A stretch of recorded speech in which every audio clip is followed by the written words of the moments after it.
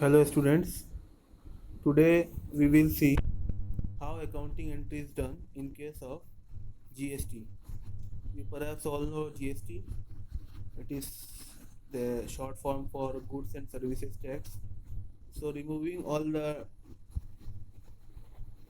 direct taxes like excise duty, custom duty, different kinds of services tax, sales tax, value added tax. Removing all these tax, government has integrated and formulated one tax, one country formula. So GST is that tax. Now let's see what are the entries. So when you purchase a goods, I will give you example for each of the entry, like you are purchasing goods. Now goods have some price, and again on that GST is put. Now GST has two components, central and state GST. The central GST and state GST both are charged.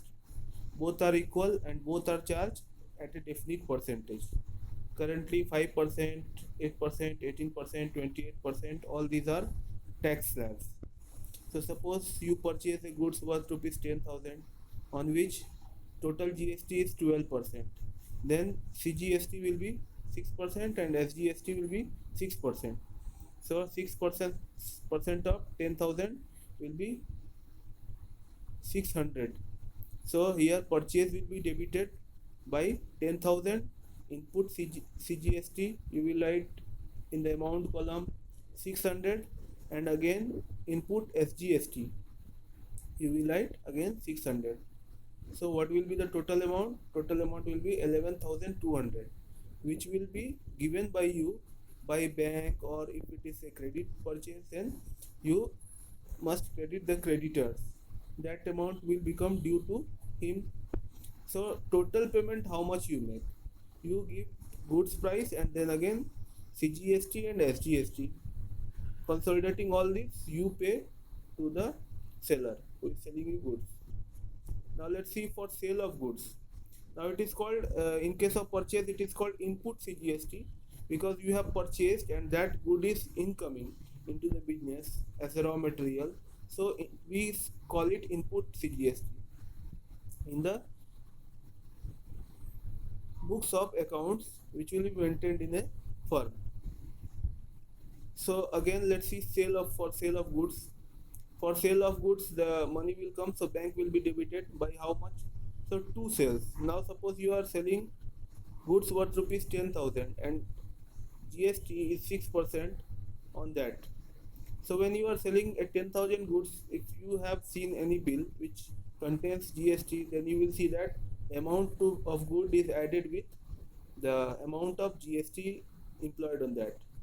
So here output CGST will be 600 again and SGST will be 600 again. So total amount you will get 11,200, but 1200 in that amount is GST which has to be paid to the government. We will see later how that is done. Again for purchase return, just the opposite of purchase entry. Creditor will be debited or bank will be debited if money is being given back. Then to purchase return we will see, we will write, suppose 1,000 rupees goods is being returned.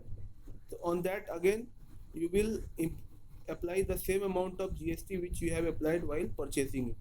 So 6% I had told in example. So purchase return 1,000, again 6% of it 60 rupees, and again input SGST will be 60 rupees. So total creditors will be debited or bank will be debited by 1,120 rupees.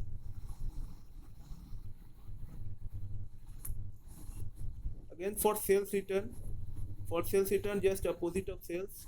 Sales return account debit to debtors, you already know this entry. In this you have to only insert output CGST and output SGST, because output CGST and output SGST were credited at the time of sales. So at the time of sales return, output CGST will be debited only. There may be a confusion regarding when we are returning sales, then what GST should be put there. So it will be definitely output CGST, because at the time of sale it was only credited. Again, let's see for purchase of fixed assets. So if fixed assets is purchased, suppose machinery is purchased, and again we have to pay GST on that also. In that case, what will happen?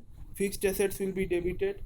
Again, input CGST. Similarly, as we do at the time of purchase of goods, we will do at this time only fixed assets, input CGST and input SGST.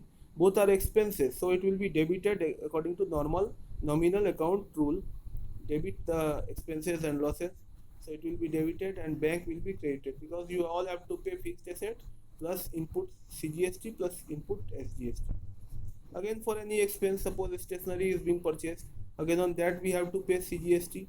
Again, if we are taking any services, on that we may have to pay CGST or SGST. Then expenses will be debited, again input CGST and input SGST will be debited with that, and bank account will be credited. For income, just opposite to that, bank account will be debited, and to commission received to output CGST and to output SGST. Like if we are providing any commission service to anybody, and on that if GST is put, then this will be the entry. Again, when goods are withdrawn, then drawing account will be debited, to purchase account will be created, because purchase goods has been used by the proprietor. Again, input CGST will be credited, because at the time of purchase we had credited input, debited input CGST. So CGST and SGST both will be credited here. For goods given as free sample, or loss of goods by fire, or goods stolen. So advertisement in case of the distribution of free samples, loss of goods by fire or theft, by theft account is debited, and credited is, since for last time I discussed this in entries related to goods, that purchase will be credited always if the goods is taken out from the business. And again, input CGST will go out as if the good is destroyed by fire, then input CGST paid on that is also destroyed, so we will credit that to achieve at the correct figure of input CGST. For setting of input CGST against output CGST, now at the end of the year, what we will have? We will have some amount in output CGST after debiting and crediting the account, and again in input CGST and in input SGST we will have some balance. How we will transfer this? Now output CGST account will be debited, and to input CGST account will be credited. We will have to see which one is more, but in any case the entries will remain same, and output CGST to input CGST is set off. Whichever is greater, whichever is smaller, we will take that amount. Again, the lesser amount, the more amount, the balance amount will remain in the books. We will see how that is done. Now again, for setting of input SGST against output SGST. So output SGST is debited, and to input SGST is credited. Again, for payment of GST, when payment of GST is finally made to the government, then output CGST. Now here it is assumed that output CGST will be more than input CGST. That means when we are selling goods, the tax we are collecting is more than the tax we have paid on the purchased goods. So output CGST we may have some balance. Suppose 1 lakh is the balance of output CGST and output SGST after setting of input CGST and input SGST. So after that, what will happen? Output CGST, output SGST will be debited, and it will be transferred to the government by paying through bank only. So in that case, what will happen?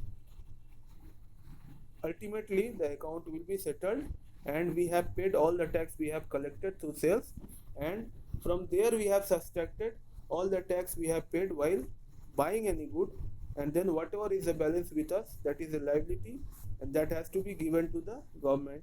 So that will be debited, so that its credit balance will end, and it is credited to bank, because the government will be paid through bank only. So these are all the entries related to it. Now I am sending this PDF to you.